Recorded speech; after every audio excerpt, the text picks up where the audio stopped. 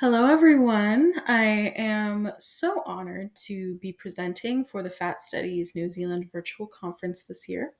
My name is Edith James, and I, along with a professor, Dr. Amber Nelson, have decided that we're really interested in fat professionals' self perception of competence and the stigma that they experience in the workplace. We've deemed this the fat tax. Before I can really dive into the fat tax in our study, it's important to look at what fat research has been traditionally.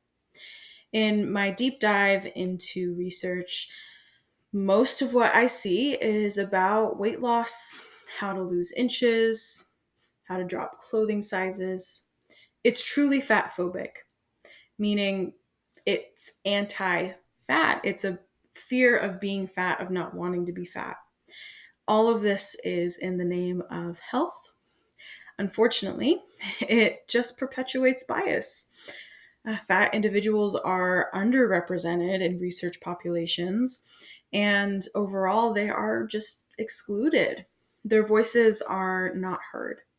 Fat bodies are not talked about in research except to talk about how they need to be thin. And that's a really big problem. This weight bias is such a big issue, and the only research we see is weight loss, how to be thin, how to be, quote, healthy, even though we know that weight does not equal health. There is an unfortunate lack of research about the weight bias that we see in society, meaning that we don't necessarily know what the consequences are. As fat individuals, we may know what our individual and emotional consequences are, but that doesn't tell us what it does on the large scale. Also, unfortunately, there is continued use of stigmatizing words. Even though many fat individuals are saying that words like obese are not acceptable because they hold moral value and are often associated with laziness, people still choose to use them. And they say, oh, well, it's a medical term, and so it's not bad. But fat individuals are telling people to not use that word because it's really stigmatizing and shaming. People still use it, which just perpetuates this shame. There are some current movements which are trying to combat some of the stigma and shame. One of those movements is the body positive movement. It's been around for a little while, and it's run a really good course, and it's done some good work. Currently, thin white women are the face of the body positive movement, which has silenced some voices of marginalized bodies. This is not to say that thin white women can't be body positive, but just that the movement was intended for people in bodies who were not respected, and like people of different races and ability levels and sizes. So from that came body neutrality, which was really to focus on the fact that bodies are neither good nor bad, they are neutral. Bodies are bodies. It's really kind of body acceptance. There's no moral value in our bodies. We just have a body and we use it. Things like the health at every size movement have also come out of this body neutrality, where it's not about size, it's about health and how you feel. And there is also a push for fat acceptance, which is really an advocacy for fat individuals to receive the same level of respect and all of the rights that thin individuals do. Part of the push of these movements currently is to use fat as a descriptive word. You'll notice that I've used fat this entire presentation, except when I was quoting the word obese. But that's because that fat individuals like myself are choosing to use that word, to reclaim it, to say it is not an insult, it is just a descriptor. This was evidenced in our survey when we asked individuals to identify the words that speak to them, the words that they use to describe themselves, and 77% of people used the word fat to describe their bodies. 63% used the word plus size.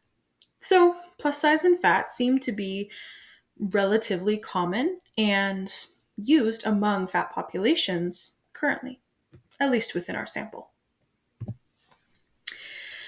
While there are these movements, while there is a push to reclaim the word fat, fat professionals still experience prejudice and bias.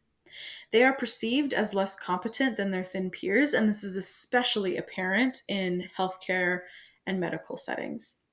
One study pointed out that fat professionals were perceived as less competent than their thin colleagues, even though the fat professional may have had more years of education.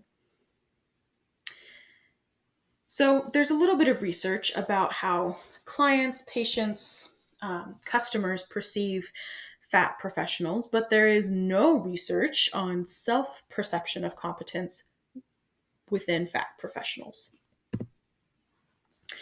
So, because of that, we wanted to ask the question, do fat professionals perceive themselves as less competent than their thin peers?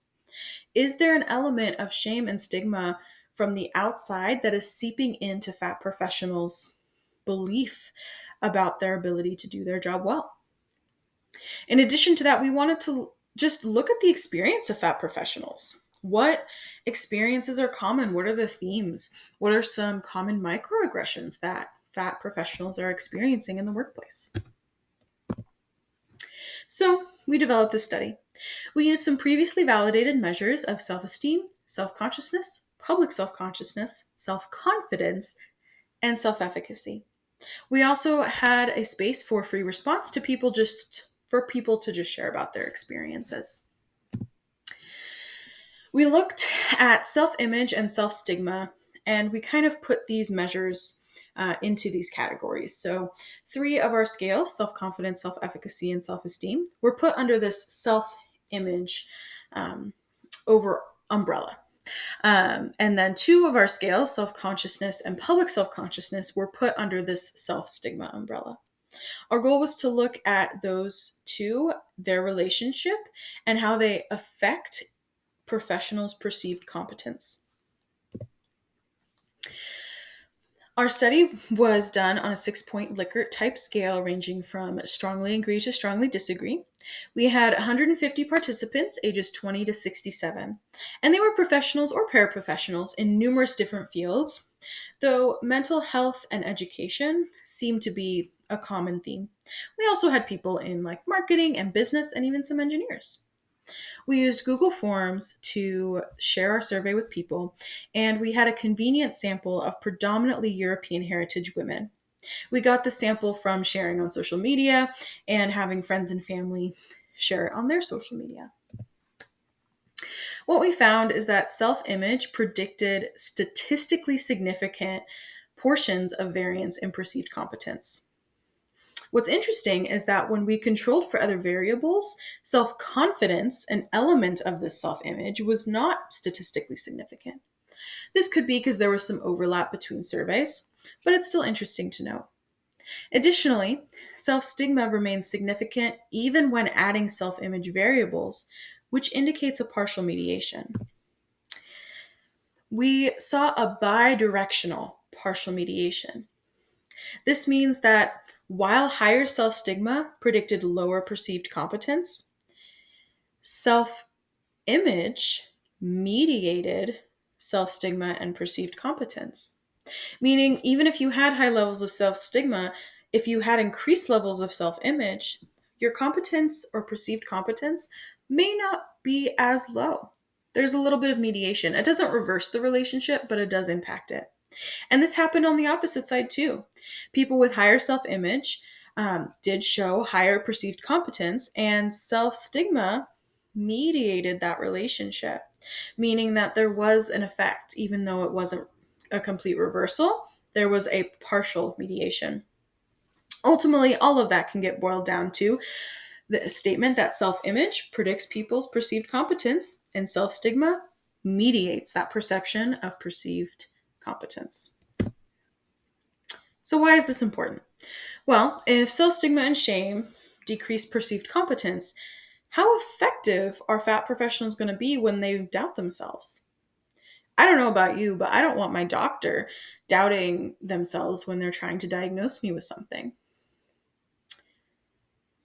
On the opposite side, positive self-image increases perceived competence. So self-efficacy and self-esteem may help people perform better at their jobs.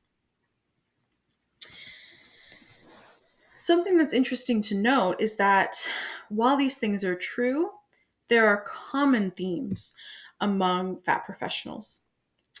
Themes that increase self stigma and shame and decrease self image. Some of these things that we saw were difficulty finding accommodating seating. Seats may have been too small and pinching, or maybe they just didn't hold support enough weight. And when individuals were advocating to have their seats, sometimes they were mocked. Another common theme was fat professionals believed that they weren't chosen for promotion or project management specifically due to their size. Their work was just as good as anyone else's, but they weren't getting the promotions. There was also a common theme in difficulty finding professional clothing. And if they did find the clothing, it didn't quite fit right. It may fit on their body, but it doesn't mean it looks the way it's intended to look. There was also the really unfortunate theme that people felt the need to combat this fat is lazy stereotype. So they would work harder and they would work longer hours. This ultimately took away time from family, friends, engagement in meaningful activities, and was detrimental to their health. Fat professionals are feeling ostracized, humiliated, overlooked, unappreciated, and burnt out. The external environment that they're in really affects their perception of competence. Having unaccommodating environments can lead to further internalized shame, and that experience of shame increases their doubt. It decreases their belief that they can do their job well and leads to feeling less competent than their peers. So, what can we do about it? Well, we can continue efforts to create comfortable environments for all bodies. Specifically, in this case, we're talking about fat bodies, but that also includes disabled bodies. We can advocate for ourselves and our fat friends, coworkers, and family members. We can intentionally dismantle fat stereotypes, like that fat people are lazy, unmotivated, less disciplined, or a failure. We can understand that fatness is a diversity marker, not a moral failure, and adjust our language to fit that. And we can do research about unique experiences of fat individuals and other marginalized bodies. This could be intentional scientific research, or it could just be having conversations with fat friends. It is important to point out some limitations in our study. One of them is that our 6-point Likert type scale was out of order, which created some confusion among participants. We controlled for this by analyzing the data in 2 categories instead of 6. So instead of strongly agree to strongly disagree, we just said agree and disagree. This kept the validity strong. It does diminish its nuance, however. Another limitation is that we used a snowball convenience sample, which resulted in us mostly having female identifying European heritage participants. In future research, it would be important to try a different method of getting participants and to make sure that the scale is appropriate before sending it out. Dr. Nelson and I have some next steps that we've discussed, one of which is that we did collect data on self-monitoring in this survey, and we want to see what correlations might be present. In our survey, we also asked if people would be interested in a follow-up interview, and some people indicated that they were, so we want to follow up with them and talk about their experiences. We're also really interested in how fat professionals believe other people perceive their competence. So this would be an extra layer and something we're definitely wanting to look into. And the last thing is just continued fat positive research. My dissertation, for example, is fat positive, and I know Dr. Nelson is interested in pursuing even more fat positive research. Future research in general, for you researchers out there or anyone else, here are some things to think about. You could continue efforts to support fat liberation through your research. Whether this be by doing fat-specific research about marginalized bodies, or just making sure the language you use in your research studies is appropriate. You could further explore consequences of self image and self stigma. You could dive a little deeper into perceived competence of fat professionals. People could also do research into the challenges associated with being a fat professional outside of stigma and shame. Additionally, continued research into self perception of competence and its consequences will be helpful regardless of who is in the sample. However, I would advocate to continue researching fat bodies and other marginalized bodies. I want to put our references up here, so if you're interested in looking into them, you can. Feel free to pause to look at those. Thank you so much for listening to this presentation. Again, it was an absolute honor, and my name is Edith James. Unfortunately, Dr. Amber Nelson wasn't able to join me to record this, but she's here in spirit, and I am happy that she is. I hope you all have a lovely morning, day, evening, or night, wherever you are. And with the utmost fat regards, I bid you adieu.